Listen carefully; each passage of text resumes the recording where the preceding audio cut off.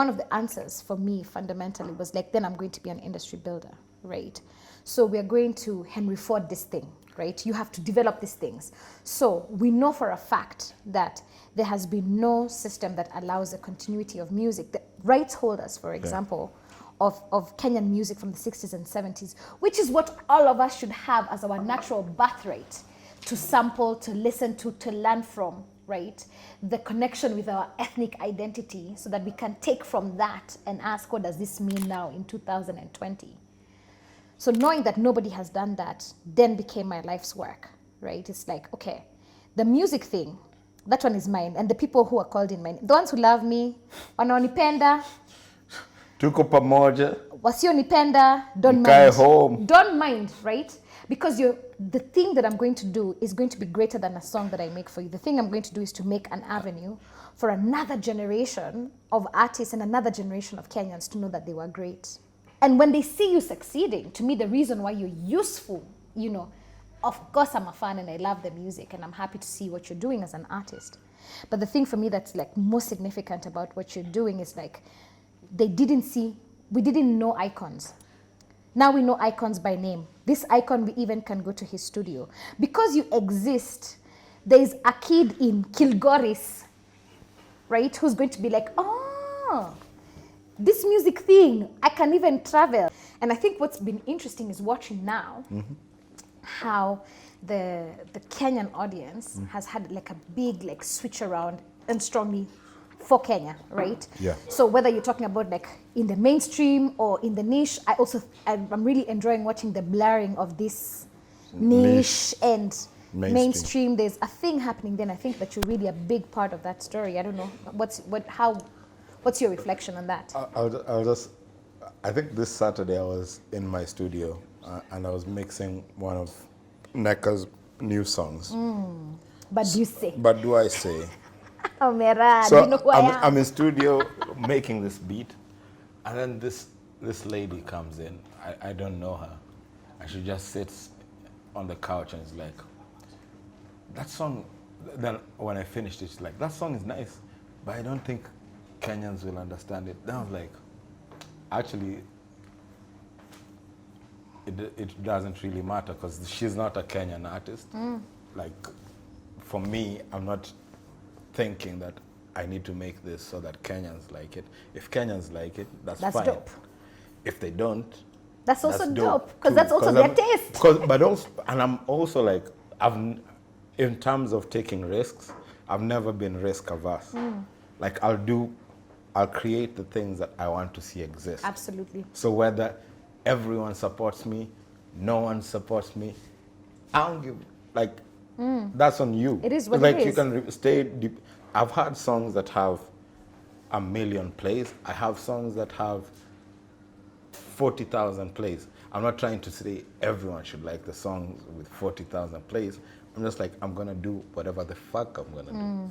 It's like, if people like it, you like it. If you don't, that's on you. And in terms of just that thing people say about support, I think from home, I'm beginning to see that it's changing. For the longest time, I was like, but then lately I'm seeing a lot, because we've also not had a history of supporting Kenyan things, where a lot of musicians in the past who could have been our Huma Sekelas or who could have been we have Daudi, Makebas, our Makebas, the spirits were killed because people were not supporting them. They'd rather support someone else. I'm like, you know what? Being supported or being supported, for me, it's like, it's cool. I'm good either way. Like, but because of that, just seeing, like, I've sampled a bunch of songs from the past, and I'd be like going to look for the guys who made these songs in a bar somewhere, because they're playing cover songs, which means that the songs that we grew up on, they ended up not benefiting from, because the society told them that, like, we have a very now society. What's hot now? If it's not hot now, you're irrelevant. So pushed out the way. But then I'm beginning to see that it's changing because a lot more people are beginning to see that what those other guys can do, we can do. And you'll see a lot more in the future. And even just now, like I'm enjoying seeing the kids making the music with their phone, like shooting the videos with their phones. It's amazing. And it's amazing. There's no gatekeeper. Yeah. Which is actually Absolutely. fundamentally what Just a Band, when the first instances when we were putting out videos, we're told this is never gonna work. It can't, like no one's gonna understand it. So we can't go anywhere with it. Yeah, but eventually we're gonna have to have a conversation about how we keep supporting people over time. Because that's how you get your Louis Armstrongs, that's how you get your Quincy Jones. That's how, because and the structure intergenerational and passing of music. Exactly. And it's really terrible. It's been terrible for us coming up and not having people that we could look up to and be like, these guys were artists doing their thing, and we can go ask them, how do you maneuver this? How do you get through this? Yeah. Like literally, I can count on one hand the number of people I could ask about artists who have gone before. So we are artists, but we're OGs, and I don't know how we got there. And I think that's something that I find especially endearing about watching your journey. Yeah. Being on the inside and also being on the outside, right? That you are literally the captain of the new school, right? And that you are such a necessary and connected figure to New Nairobi, which I think is potentially the best thing that has ever happened to this city, right? Yeah. Just this upsurge of creativity and of diversity, of stories, of sound, of multifaceted artists. And the fact that your studio is a home, right? That people can just walk in and just ask you things and you can make tracks. I think that's a thing that, for real, we didn't have that. Yeah. And just having that means that you've saved somebody like 10 years of knocking against, a wall. And I think that for me, that's exactly what led to the idea, for the Perform Music Incubator. It's like, there are a bunch of things that, I've figured out on this journey so far. I've figured out that even when you're a nobody and you have a really hot live show, you're going to make moves, right? Yeah. I figured that if you have a clear definition of success that you define for yourself, then you're able to run your race and not to get distracted sort of by the noise or, thinking that you're doing nothing because you're watching somebody else's life. Yeah. Being able to define success for yourself and charting the roadmap to there and building a team from the jump. So as opposed to us guys who then were in the trenches by yourself for years before you're like, maybe a manager can be helpful. Maybe a PR person can really help me do this media thing, right? And so providing that environment right from the beginning. It's like, okay, come through into this space. Yeah. Spend the next 8 weeks developing your live show. We bring everything. You have a studio engineer, a live sound engineer, a lights person, a visuals person. I love that you did that. I really love because for me, it's also like how we're building these intergenerational connections, right? So that these younger artists, I just feel like, and I've said it a number of times, I really, really want to see in Nairobi very, very, very, very many Bentleys that have been bought with music money. Yeah. And I know that, that's not the point. That's not success, like having a Bentley. I mean, you could just have that and it's dead. Yeah. Obviously, that's not what I'm advocating for. But the idea of the commercial success of these careers happening in our lifetime. We have to DD it. To us and to these younger ones, that you have enough that's coming through your door. Yeah. And that you have a structured way of thinking about your money, and you're putting away your money and you're investing and you're developing things for yourself. And you even have change to buy a Bugatti to then, drive in this pothole streets of, I guess, no governor, right? Yes. Getting Ayub Ogada's song to sample it on his project when the song isn't played on Kenyan radio. It's insanity. It's insanity. How can this, how does this exist? Yeah. And people walk around like it's normal. So you'll get, for me, it's crazy. Anyway, I've talked about that enough. But, but it annoys the shit out of me. Yeah.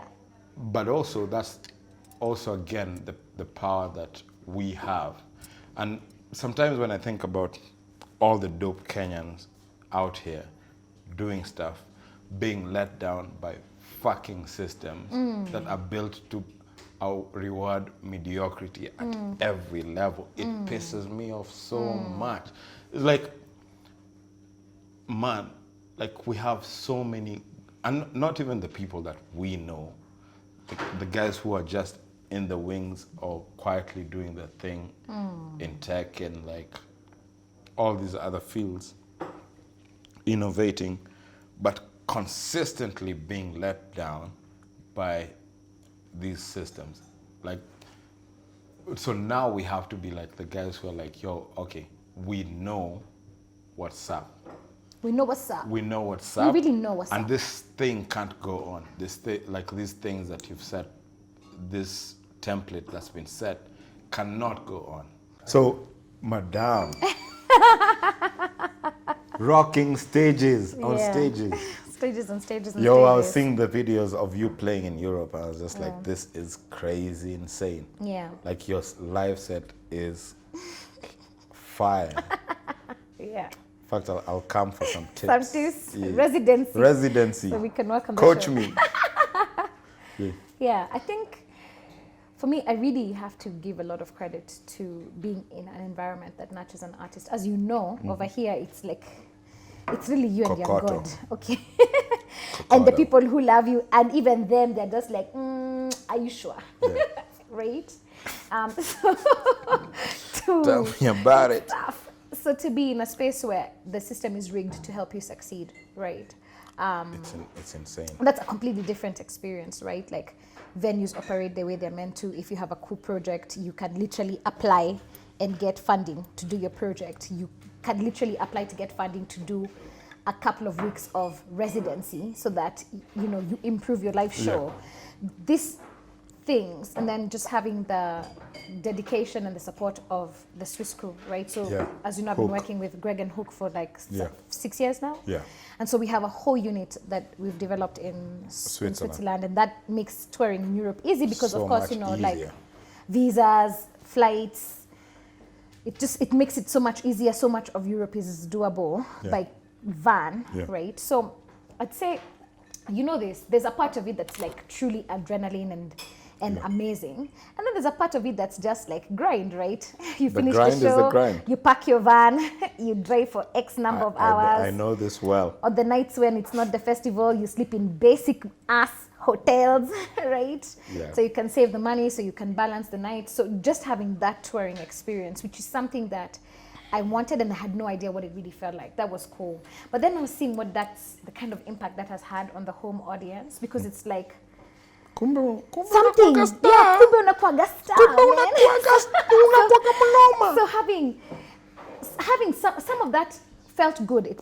There's a part of that was validation, and continues to be. And it's like, actually, you're late to the trade. I've been dope, but you're welcome. But there was part of it that was also a bit sad, because it's almost like, because now there's a validation of Europe or North America, then it's like, okay, so when in power, you're dope, right? And I don't know, there was a bittersweetness to some of the commentary. But there was also a moment for like, bow down, bitch. You've been like not helping my life at all, and now you want to be homies and tell me how you've been supporting me since I was like, it is what it is. You'll be ignored up until you're impossible to ignore. Then they'll be like, oh, we've always supported you. Absolutely.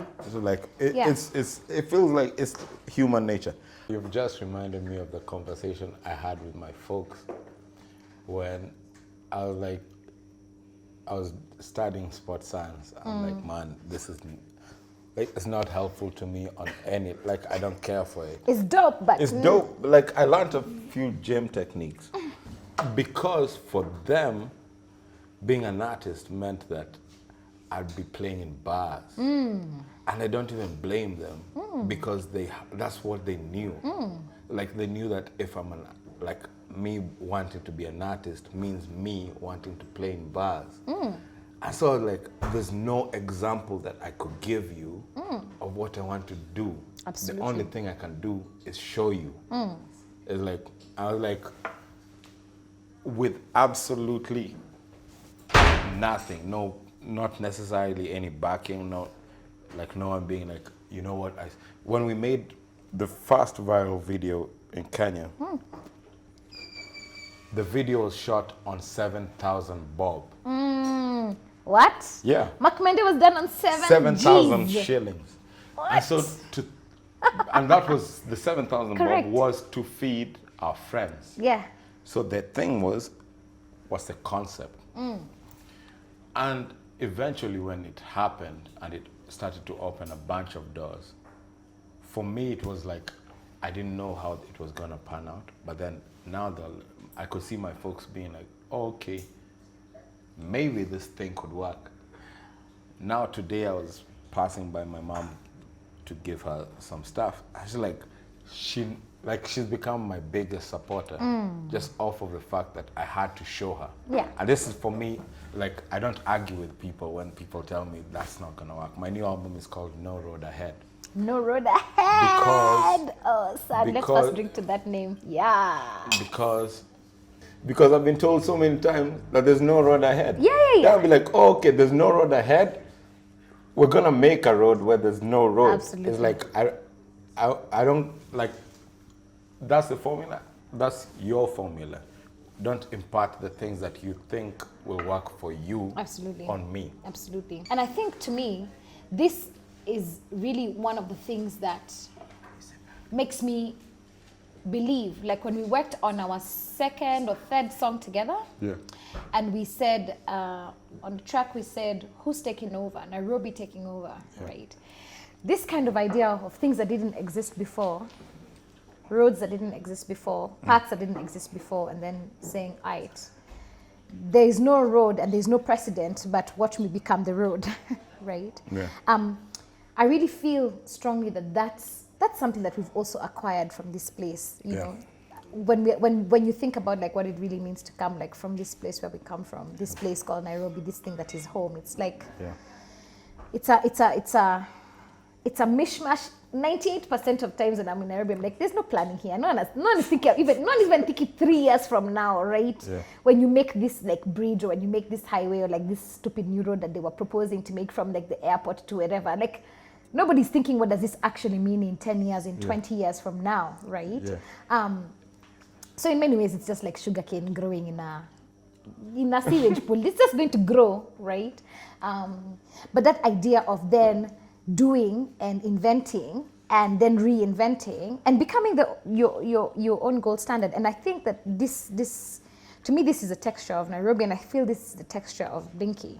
And it's the texture, and it's been who you are from the beginning. When you even say that you made a video on 7,000, for a lot of us, it wasn't so much, it didn't matter what it cost to make the video. What was important for us was to see ourselves, right? The idea of like a Makmende, to see ourselves, to see these stories that were not, we were fun and we were cool and we were interesting and we were our own standard, right? And for once we didn't have to reference something else. It's like, oh yeah, this is us, and it's potentially, I think, why the thing became so viral. And so I guess what I'm saying is I'm very excited to hear No Road Ahead, because I really believe that. And many times, you know, also as being this generation of Kenyans existing in this very crap version of Kenya, 98% of the times when you look at the odds, it's like, you get, what is it? There can be no road ahead here unless like a whole new thing is invented. Maybe we don't need a road. Maybe we just need to go like into the clouds. Maybe we just need to develop a whole super highway in the air.